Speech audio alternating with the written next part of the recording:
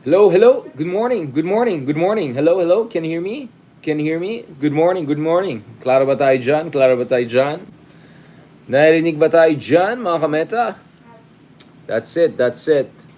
Alright, alright. Humabol tayo today. Sorry guys, kahapon ay hindi ako makahabol. Sobrang pagod tayo. And today rin, 6 a.m. pa lang nag-start yung araw natin and we started with an interview with the good Department of Energy Secretary. Ang dami natin pinag-usapan kung ano ng mga technical issues, transmissions issues, transition issues. And then tuloy-tuloy lang the day. And then kanina, of course, shout out naman dyan sa mga kaibigan natin. Of course, we had a chance to meet yung ating longtime friend si Christian Esguerra. Shoutout naman kay Christian Esguerra. Yan. Thank you, Christian, pare. Sabi niya, baka, alam ko, nagsakripisyo ka na makipag-picture sa akin kasi baka mabash ka at dadagdagan yung subscribers. So, no, joking aside. Hindi alam ng tao, actually, beshi kami pag in person talaga kami ni Christian. He's really a nice guy and I really liked his panel kanina. Of course, yung idol natin, si Senator Leila de Lima, who gave a kind of a human rights perspective dun sa issue ng West Philippine Sea. Shout out sa Miriam College for hosting us kanina dun sa maganda nilang event kung saan we were able to meet our friends from Taiwan, from all around the world, from Malaysia. Shout out sa His Excellency yung Ambassador ng Indonesia sa Pilipinas. We had a fantastic panel with friends from Malaysia, Philippines, Indonesia, mga usapin West Philippine Sea. So thank you very much sa CALD, no?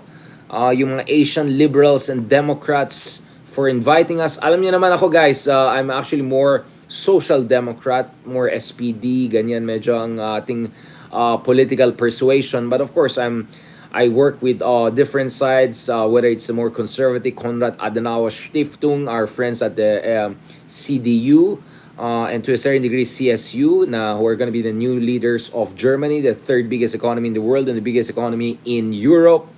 At the same time, of course, kanina naman, mga Friedrich Neumann people naman nandoon. At of course, yung mga kaibigan natin, one of my first employers when I was a junior researcher, of course, we got a chance to also meet yung mga supporters natin, friends natin, contacts natin the other week naman sa Friedrich Ebert Stiftung. So, as far as you know, guys, we are international and in the best sense of the word, in a sense that we try to learn from best practices around the world, meet with different people, and of course, kanina dun sa CALD, yung Council of Asian Liberals and Democrats, we had a chance naman to meet our good friends, and once again, also to, to have a chance to also drop by and eavesdrop dun sa isa pang magandang panel discussion. The last time I and Christian were together in person was, I think, in Taiwan, if I'm not mistaken. Was it in Taiwan? Kung saan he was also the moderator for a one-on-one fireside chat with another great senator, Senator Risa kanina naman with Senator De Lima. Ang ganda ng speech ni Senator De Lima. Very, very sharp, very on point. Talagang first class is Senator Leila De Lima. And I'll talk about this actually very shortly, no? I want to talk about a couple of important things before we wrap up this night. Kasi as you can see in my eye bags and face, it was a really long day. Humabol ako right after our events in Miriam. Nag-tricycle pa ako dahil coding pala ako. Wala akong hanap na grab, nag-off pa yung phone natin, nag-cross pa tayo ng Katipunan, nag-motor pa tayo, ayun ng ibang motor. Anyways, we made it to our next meeting. And then podcast, dun sa yung podcast natin, The Bridge, about ASEAN and Europe. Marami tayong pinag-usapan, including I gave a summary of my visit to Roma, Vatican, to The Hague, to Brussels, and discussions there dun sa isang The Bridge episode natin with my good friend Juja and our good friends from the European Parliament and Nine Dash Line from London. And after that, a whole series of meetings and events with a couple of experts. We discussed some data, analytics. So, kanina lang 11:30 p.m. kami natapos. Almost 12 o'clock. So, grabe. So, 16 hours yung working day natin today. And yet, I said, I'm not gonna miss a chance to say hi sa inyo at magpasalamat ako sa inyo. Thank you lahat. Thank you sa mga nag-shoutout, mga nakipicture, mga kaibigan natin dyan kanina sa Miriam College, yung mga supporters natin. I really appreciate it. And of course, I really appreciate, of course, your very nice, kind comments dun sa picture natin with Christian Esguerra. Because at the end of the day, guys, at most, what I and Christian, I think, have, at least for some people, is a healthy competition. And I think healthy competition is always good. At the end of the day, paras kami naniniwala sa Team Liwanag. And it's just a question of making sure that that we discuss Team Liwanag, what is a Team Liwanag, what is best for the country in different ways. Obviously, when it comes to Christian, his background is more journalism. He was a TV anchor. I think he studied theology, OSTE background. Tayo naman, iba, political science, social science, political economy, political analyst, and of course, teaching political science at graduate school in UP, LaSalle, and Ateneo. Not to mention, of course, yung work na as a foreign policy specialist. So, at the end of the day, we come with different kind of specialization. I won't use the word expertise, baka masyadong pretentious, but at the end of the day, I think both of us are looking at the same direction for our country. So thank you so much sa lahat ng mga kaibigan natin for your very supportive and nice comment. And who knows, balang araw siguro magka-collaborate kami. But in the meantime, siguro maganda na magkaroon ng suspense about kailan kaya magkaroon ng collaboration ng dalawa na yan. Speaking of collaboration, shout out to Cool Pals. I realized recently pala Cool Pals also interviewed Christian. Don't worry sa mga Cool Pals followers natin. We will be back on Cool Pals. And who knows, maybe together with Ronald Llama. So R&R meets Cool Pals. And who knows, maybe one day RRC naman with Christian. Speaking of Christian, there's another Chris that I want to talk about. My good friend Chris Tan. Good friend Chris Tan. As you know guys, pagdating sa aking trabaho, because I work for mainstream media, I'm contractually obliged not to be partisan, meaning I'm not going to endorse anyone, but this guy is a good friend of mine, and so I'm going to make an exception and say, go out and vote for someone good. You're so lucky, Jan, sa Mandaluyong guys, for having someone like Chris Tan running for a humble but a very consequential position, which is councilor sa city of Mandaluyong. So do not forget, guys, to vote for my very good friend Chris Tan. We may not agree on everything. As you can see, sometimes, medyo nag-eye roll ako sa mga sinasabi na sa issue ng Bitcoin. Maybe on certain issues, including, policies of the current administration, among others. Maybe we have some differences. But what I can say is that his heart is in the right place. His mind is in the right place. And more importantly, guys, I think given the pool of talent or non-talent we have, he is way above average, guys. So sobrang swerte yung Mandaluyong to have a good friend of ours, Chris Tan, running for the councilor position. It just tells you how humble this guy is. He didn't run right away for national office. He didn't run away right away for mayor or anything like that. He didn't want to be just disruptor for the sake of being disruptor. No, he wanted to run for a position where he felt he could gradually perhaps build up his public service credentials, understand governance, and who knows, maybe the next thing he'll go for something more national. So shout out and also good luck to ating kaibigan na Chris Tan. Don't forget, number 9.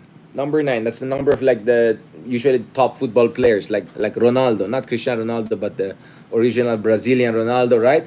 So I think also Rooney, yeah, among other classic great football players. So number 9, si Chris Tan running for council in Mandaluyong. Definitely check out that guy. And if you're from Mandaluyong, wherever you are from, support someone like that. All right, great stuff.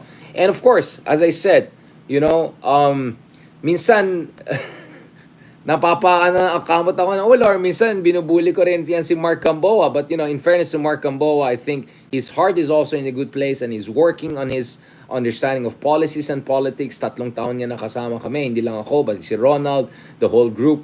So he's constantly brushing up on his knowledge of politics and governance. So shout out also dun sa kaibigan natin, si Mark Gamboa.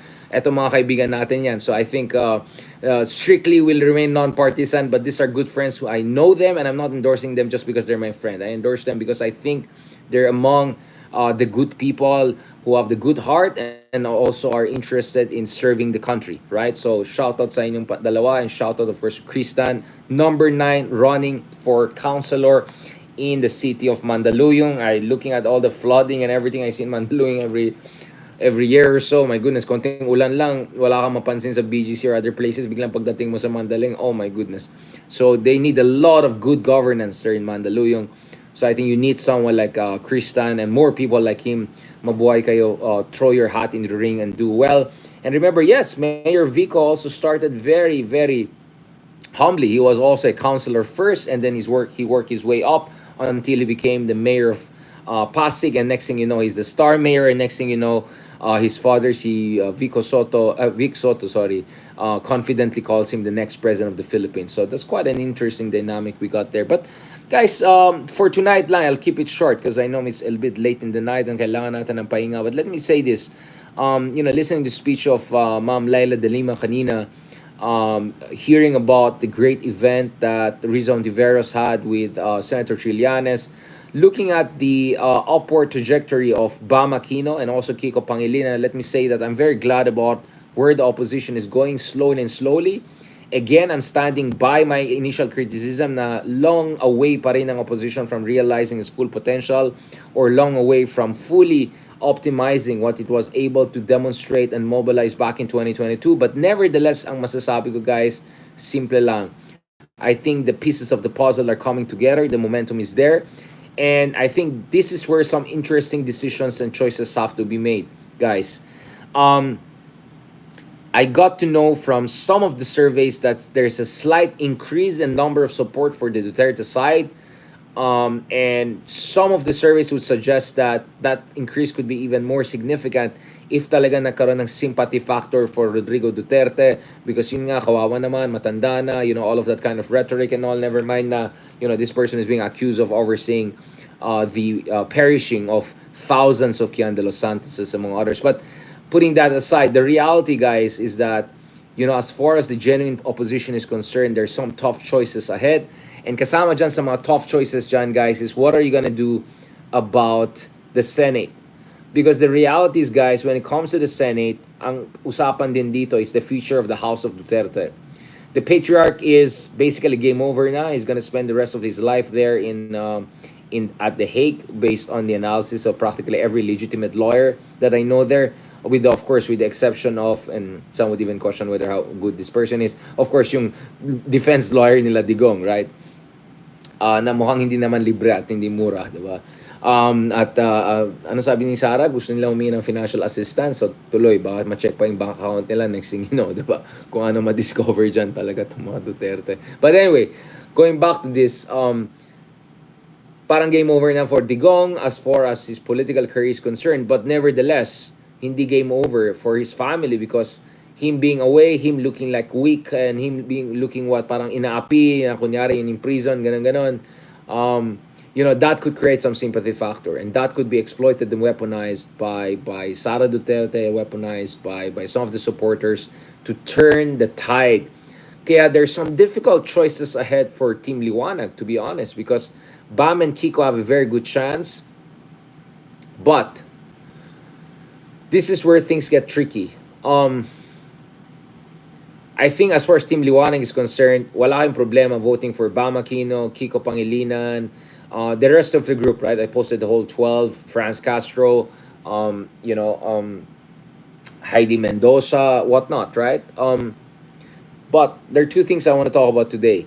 One is, this is the issue. Bongo is number one in the surveys. I doubt he'll be number one in the final survey, considering that he's not with the administration and doesn't have yung advantages that come with the administration, the machinery, and everything. But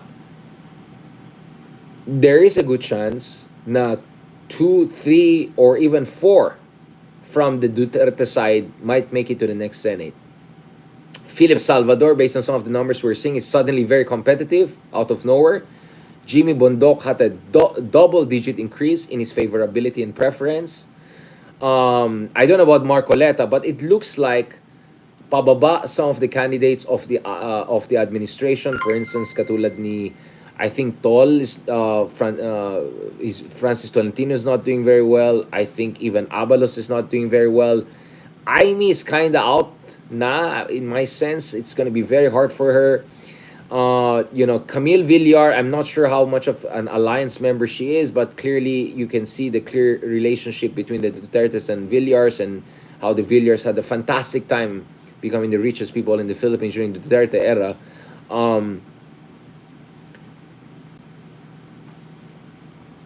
The thing is this. I think if you're Team Liwanag right now, you have to seriously look at this possibility that if 4 or even 3 from the Duterte side make it to the Senate, And then, based on our count, there could be up to 11 people already in the Senate who are not in favor of impeachment. Medyo game over na yan. Medyo game over na yan. Right? So,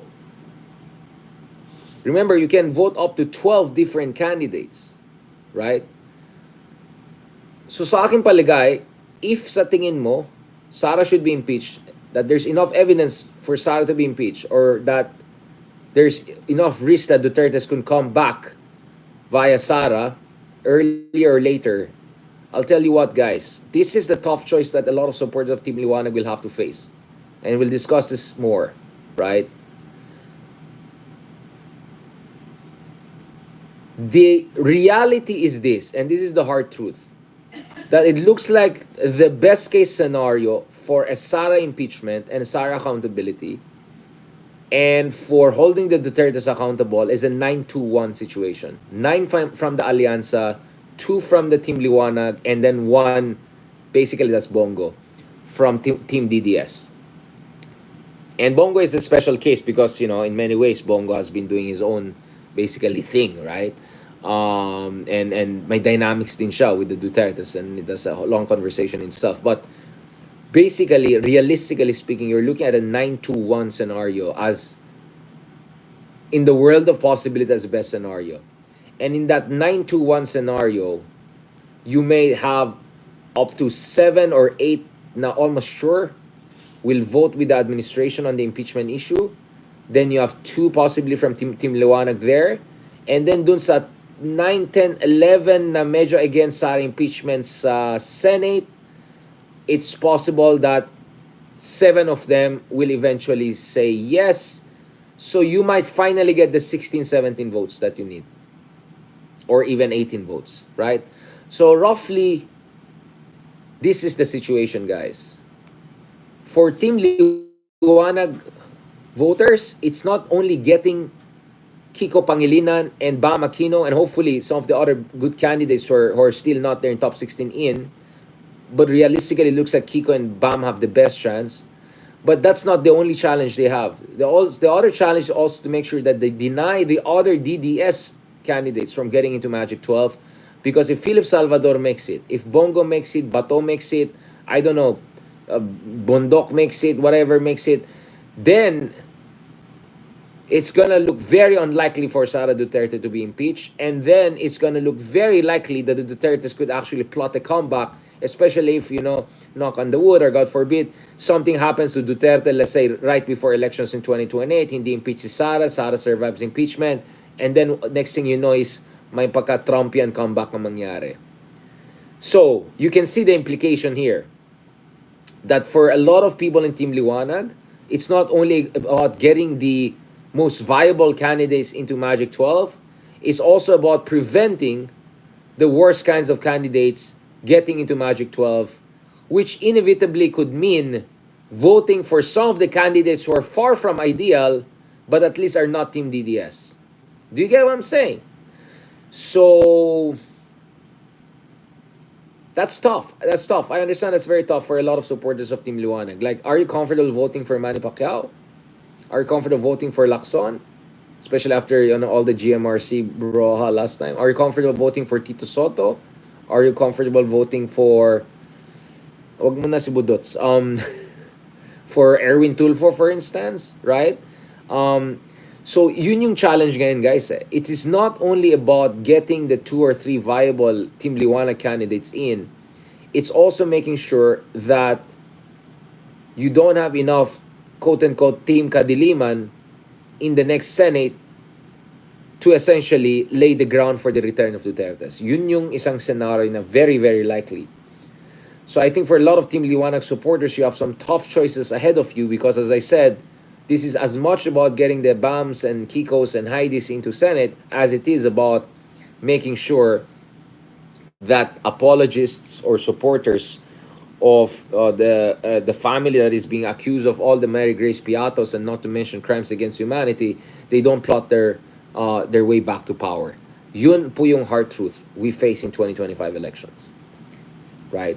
Now, this is 2025 elections. As I said, for 2028 elections, ibang usapan na yan. For 2028, it is really about making sure a Team Liwanag becomes the next president. Whether that's Risa Ontiveros, that's Leni Robredo, or Leni and Risa, or I don't know, some new combination, some interesting combination. But that's 2028. I'm talking about 2025 right now, right? The election is now, and that's one of the tough choices.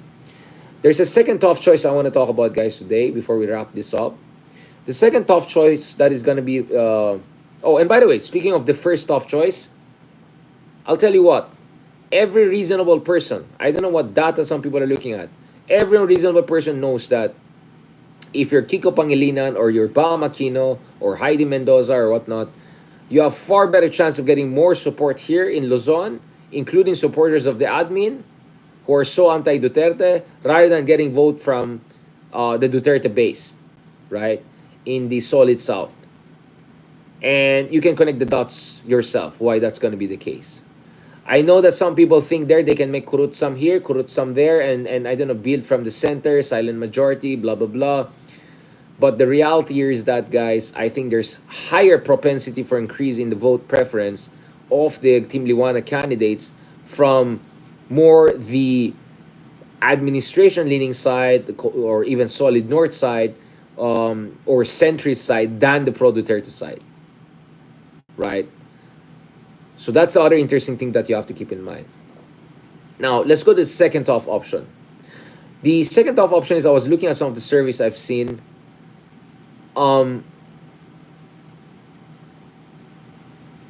It looks like Chel Jokno has a good chance of becoming a congressman.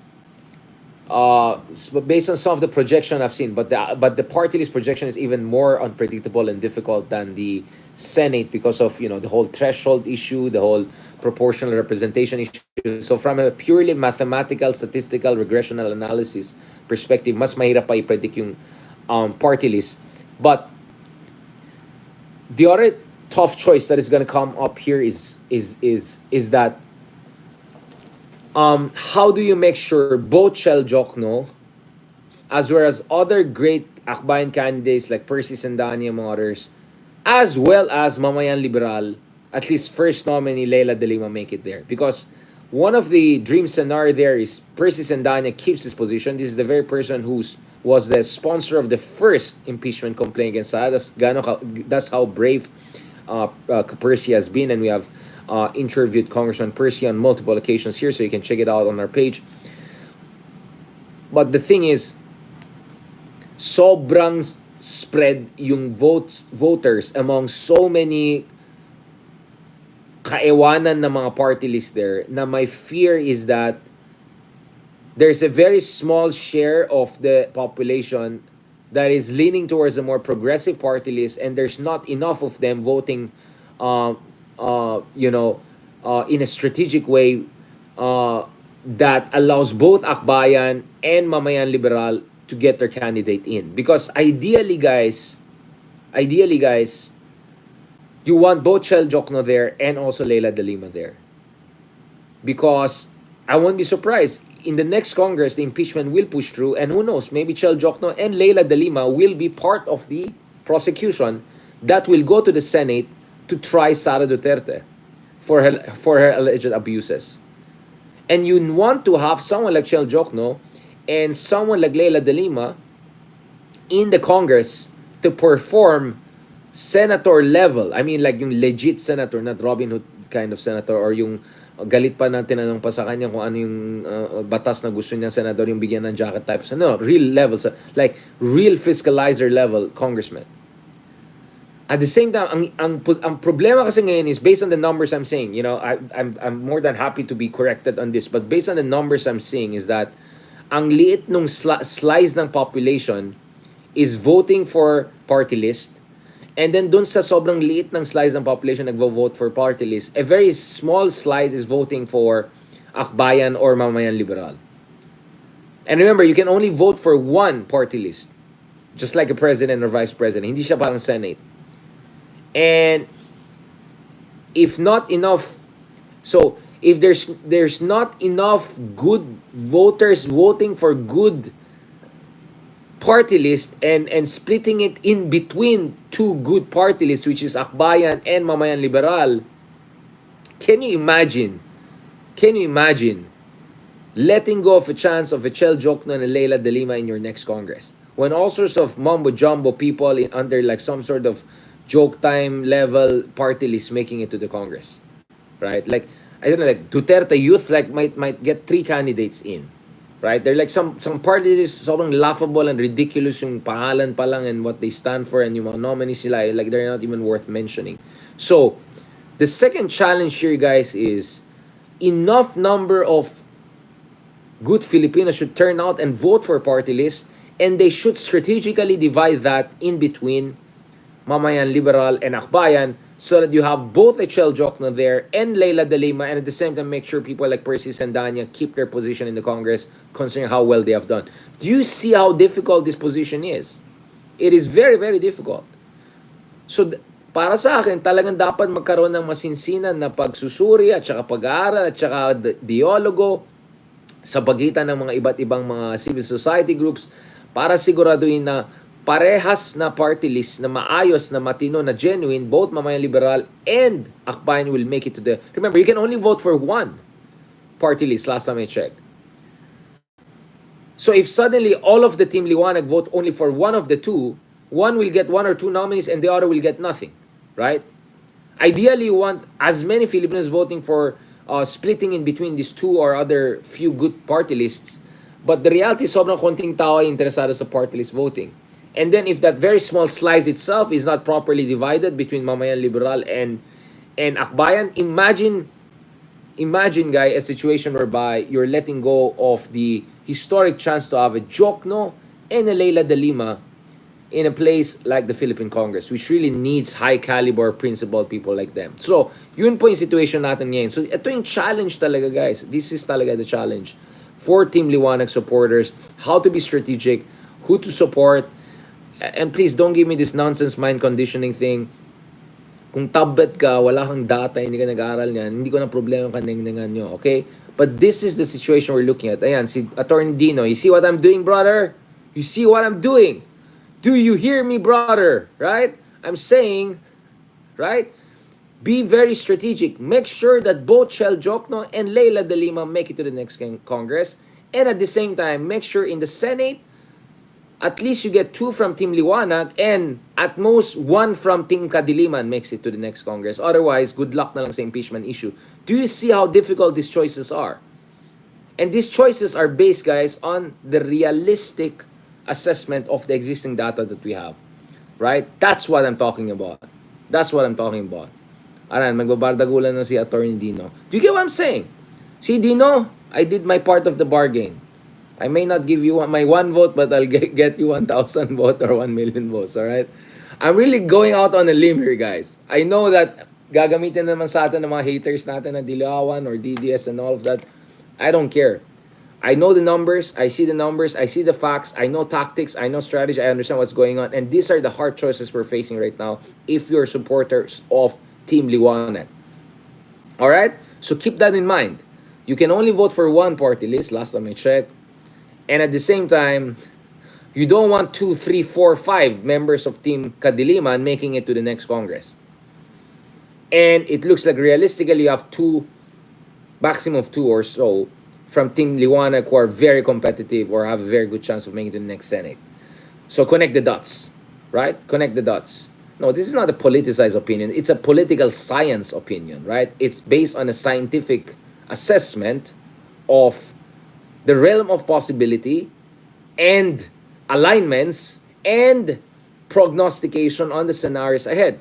How do you think I predicted all of these things? That BBM is not going to be like Tatay, more like his father in foreign policy. Look at all my articles. What did I say about Duterte's drug war being budul? How do I know that? Because I compared Duterte to other similar, developing country, emerging market populists, right? This is based on political science, comparative politics. All right? It's based on that. Okay? And these are the hard truths that we're facing right now. I know it's very controversial. I know maraming mga vloggers dyan, partisan vloggers dyan, who are either not smart enough or not brave enough to say this. But I'm going to say this because I'm looking at the numbers and I'm hoping for the best. So, Ideally, way more than two Team Liwanag members, not only Kiko Pangilinan and Bam Aquino, hopefully Heidi Mendoza and many others make it. Ideally, so many millions come out for both Akbayan and Mamayan Liberal so that not only Chel Jokno, not only Leila de Lima, but Percy Sendanya, third nominee of Akbayan, my fellow Cordilleran, second nominee ba siya? Si Teddy Bagilat. Hopefully, Teddy could also make it. So, guys, make sure enough of you turn out, sorry, and turn up, really, turn up the excitement and support the very few good party lists which are out there. And remember, you can only choose one last time I checked. So choose the good one and make sure both of them get enough so that they have a chance. I mean, guys, imagine the chance of having both De Lima and Chel Jokno in that Congress. All of these people are impressing us in Quadcom. No offense to them. They're just impressing us because, well, they're doing fine, but they're not like spectacular. I mean, come on. Sa sobrang baba lang kasing tingin natin sa Congress, madali tayo ma-impress. But if you really want to see next level congressman level, right? I don't mean it in a Harry Roque way. I mean it in like a fiscalizer, next level, Senadom Romano style. You want a Chel Jokno there. You want a Leila de Lima there. You want to keep Percy Sendanya there. You want my fellow Cordillera and Teddy Bagilat there. You know what I'm saying? That's what I'm talking about, guys. So you have to look at the numbers. You have to look at the trend lines. You have to look at realistic situation forward. And you have to make choices accordingly. On that note, matulog na ako. Pagod na ako. Maraming salamat. Tumasa naman yung adrenaline natin just when we need to rest. But I hope you understand where I'm coming from, guys. If you don't agree with me, good luck. You're entitled to your opinion, but you're not entitled to your facts. And last time I checked, I have access to data and facts, and I know my analysis. All right? Feel free to disagree, but this is what I'm going to say for now. Unless I see more interesting and more authoritative data soon, then maybe we can have a different conversation. But for now, yun lang po masasabi natin. Maraming salamat, guys. God bless and talk to you soon. And please don't forget to be part of our YouTube community. At the price of a single Nespresso or pick-up coffee, you can be Kameta, and we'll more than appreciate that. Thank you very much, guys. God bless and talk to you soon. Ayan, may Raymond Tenorio. Salamat naman sa 2 followers mo and 50 likes mo per month. Tayo po ay medyo 70 million na po tayong views and engagement sa Facebook lang. So, kung gusto mong pagtawanan yung number natin ngayon sa at 1 a.m., forget about it, guys. Alright? Pare, loser ka forever. Just accept it instead of trolling me. Get a life. Thank you so much, guys, sa lahat ng mga supporters natin and followers natin. Don't worry about it, Raymond. Sorry naman talaga sa 2 followers mo. Nahiya naman kami sa'yo. Maybe next time, kung may legitimate kang masabi or kung may legit kang channel followers, you can come and really bully me. But in the meantime, thank you so much. God bless. Ganyan ko kayo kamahal. Kahit pagod na tayo. It's almost 1 a.m. Sabi ko, ituloy ko yan and sasabihin ko yan. And I know risky yung sinasabi natin. I know it's gonna be used against me. But I have to tell you what I have to tell you. This is the same kind of courageous and open discussion we were having ahead of 2022 elections and during 2022 elections and after 2020 elections. Many people hated us. Many people dislike what we said. Because what? People hate truth. People hate truth when it hurts their emotions. People choose emotions over facts. That's the problem. But guess what? I don't care. I care for truth, and truth is ultimately what's gonna save our soul. All right? And truth is ultimately what's gonna keep my conscience at stake. So on that note, thank you very much. God bless and continue to support us on different channels, and not to mention continue to push up our subscribers. We had 50,000 new subscribers in the past month alone. So thank you so much sa lahat ng mga nagtotroll sa atin, ng mga haters natin. You just made us more powerful and influential. But more importantly, you just made me more assured that I'm on the right path. Because I take your trolling, I take, I don't know, whatever pathetic persona non grata, ek by some whatever, I take it as a badge of honor. It just means that we are pissing off the trapos who are trying to distract from their own incompetence by blaming others who are just talking about facts and data. You have better facts and data than me? Go ahead, show me. But if you don't have that, and you're just gonna weaponize rage baiting, character assassination, etc. with katrapuhan just to cover up for your katrapuhan, bahala kayo sa buhay nyo, you're gonna burn in hell anyway. and God will take care of you. In the meantime, our conscience is at ease because we know we're on the right path. And thank you so much sa lahat ng mga supporters natin who have been with us through and through the difficult times, but of course also the very fun times because we earned it, we worked for it, we fought for it, and we'll continue to do so. Maraming salamat. God bless. Tomorrow morning po, God willing, we're gonna have Ronald Llamas with us early morning to break down the latest things together. So we're gonna have RRM again live joining you from Las Islas, Pilipinas to talk about the latest in Philippine politics and the way forward. And I'm going to also raise some of these issues. So let me sleep a few hours before we go to our next live. Tuloy-tuloy lang yan. You see, one thing I'm very proud about being a Ilocano is that we are workaholic. And we're workaholic in a good way. We work so hard for the interests of our family to take care of our obligations. And in my case, even my obligations sa minamahal natin na bayan. Thank you very much. God bless. Mabuhay po kayo at mabuhay ang Pilipinas.